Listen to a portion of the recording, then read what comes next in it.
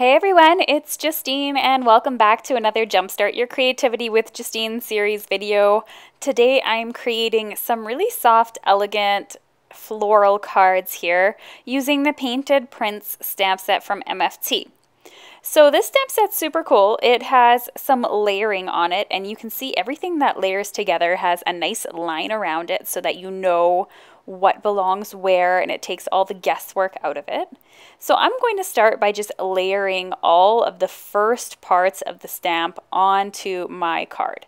Now, or onto a piece of cardstock. So I'm stamping on a piece of white cardstock here, and I'm just going to stamp a little bit of everything. So I'm going to throw down all the stems, all the leaves, and all the first layers of the flowers. What I didn't really notice was that the first stamp that I laid down there, the stem with the branches, that actually belongs to a flower. So it was placed a little bit too close to the edge in order to incorporate all the layers. So just be careful when you're laying down all the stamps. So once I was finishing layering here and putting my stamps down, it's now time for me to start inking them up. I'm going to use various colors here from the My Favorite Things dye ink line. I'm going to use many of the light purples and pinks here, and I'm going to be stamping in my lightest color.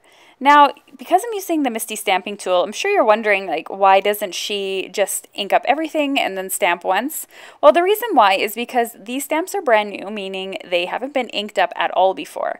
And they often have sort of a residue from the manufacturer, which means that it might not stamp the best the first time. And then I also find that if I were to actually take out all the colors it would take to stamp these all at once, by the time I was ready to stamp, the stamp itself would be kind of dry. And so I think it's just better to just stamp a couple of things at a time, or maybe just one at a time, just especially with the first couple of times that you're stamping and inking these inks. So now I'm going in, I'm trying to layer it up a little bit. So some of them I'm using a little bit darker of a pink, some of them I'm using a lighter pink, just so I get a nice little palette in my flowers here. I'm also going to do the same thing with the leaves. I don't want to stamp the stems and the leaves all in one shade of green. I want to have multiple shades of green. So making sure that I add different sort of colors and shades of each one. Sometimes I need to stamp over it more than once. As I said, sometimes you get a bit of a manufacturer's residue when the stamps first start, so it's important to stamp them a few times in order to get them going. And because I have the MISTI stamping tool, I'm actually able to stamp them for the first time using the tool, but it may require me to stamp them more than once with the ink.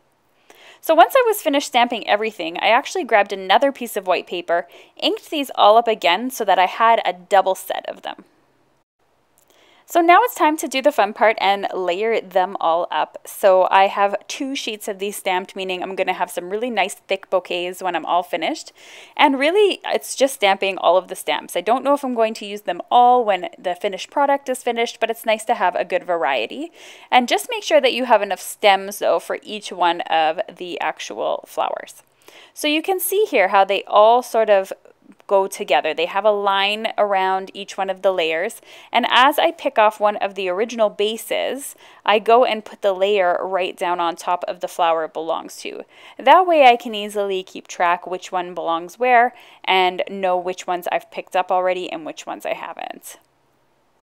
So now I've picked up all my stamps, I'm ready to go. I've stamped a couple of extra stems and leaves there up at the top in the extra space.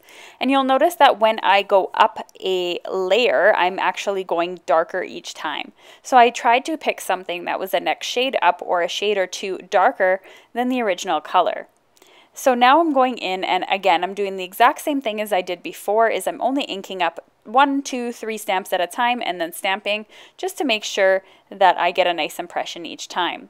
And you'll see that the flowers, when they're stamped with the layers, just have a lot more dimension and life to them and make them a little more lifelike.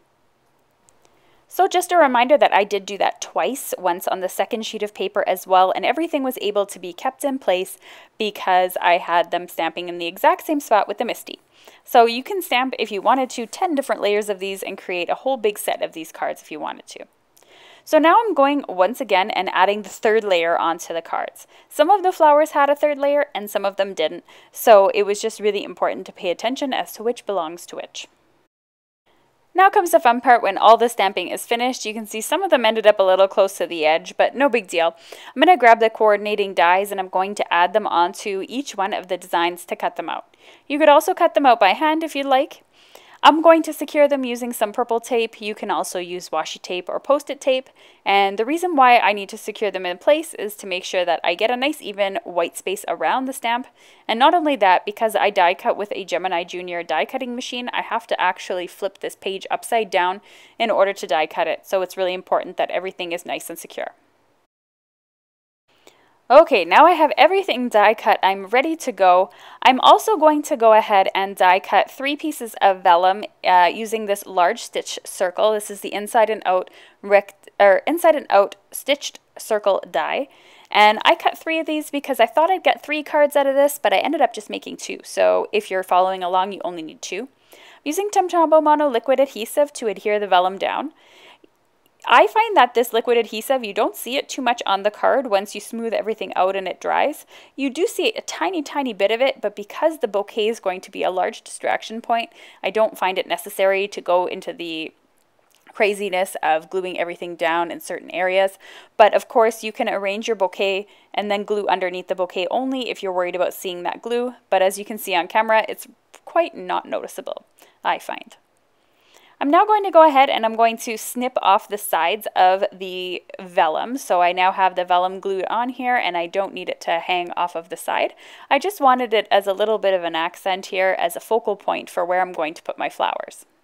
Now comes the fun part. Now I get to rearrange all of my bouquet on here. I don't really have a specific plan about what I'm going to do. I'm just going to layer them and go. You could lay them out beforehand if you want, but I found the stack of things that I had by the end was quite large, so it just really was a touch and go and kind of feel how it went. And I needed to make sure that my stems were quite similar in length, so sometimes I had to go in and trim a stem. Sometimes I added a little piece of foam tape just to add some dimension and some fun to them. And I just really tried to keep things even onto the cards as to how many flowers and leaves I was placing on each side. And I found that slipping in some greenery here and there also made the bouquets come to life. Now, I totally think that this took me probably the longest, even more longer than the stamping. It took me about 12 full minutes to arrange both of these cards. Now, it's not really difficult, as I said, it's just more or less playing around with it, seeing what you like, seeing how bulky you want to make them, because in the end, if you add a ton of foam tape, you're going to get a ton of dimension if that's what you want. But if you don't want that, then it is going to take a little bit of playing, and also to make sure that the stems are similar in size, it does take a little bit of work and a little bit of trimming. Overall, you can get some really stunning designs. You could also switch yours up by adding multiple colors or more colors to it instead of just a pink and purple palette that I used here and the green. You can really just have endless possibilities. You could add in some of your flowers that you have from other My Favorite Things sets or other stamp sets in your collection. It's really just up to you. Now, I had done a purge recently and I purged everything in my craft room, and I no longer have any twine, so I only have some string that I use for cross stitch. So I'm just going to tie a bow onto each one of the bouquets here, and I think that's going to give it a nice little finished touch to them.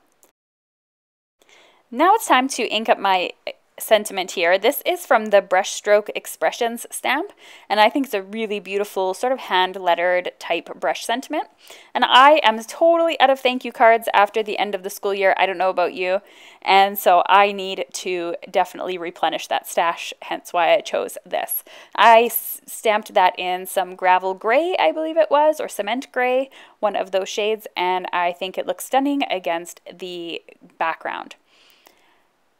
Now it's time to add a little bit of embellishment. I added some clear drops from Pretty Pink Posh.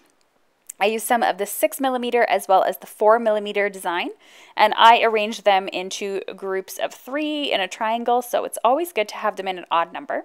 Your eyes are also attracted to triangular shapes, so I tried to put them into a triangle, and then I realized I had more room on one than the other, so I ended up adding a couple more to one of the cards just to fill in some of the extra space.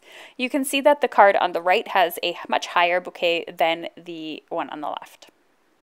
The last step I needed to do was just to add this to my card base, so I grabbed some Tombow Mono liquid adhesive and added it to my Neenah Solar White card base in 110 pound, and that created a beautiful white frame around the gray background, which I think completed the card and also brought out some of that white that was in behind the flowers or around the flowers, and I think it really looks quite stunning at the end. They're very, very soft, elegant cards, and I really love the way that these turned out, and I hope you did too. So thanks so much for watching my video tutorial here for the month of July. I can't wait to see you in August with some new creations. Don't forget to check out some of the videos here that are suggested and to subscribe to the My Favorite Things channel. All right, I will see you again soon. Bye!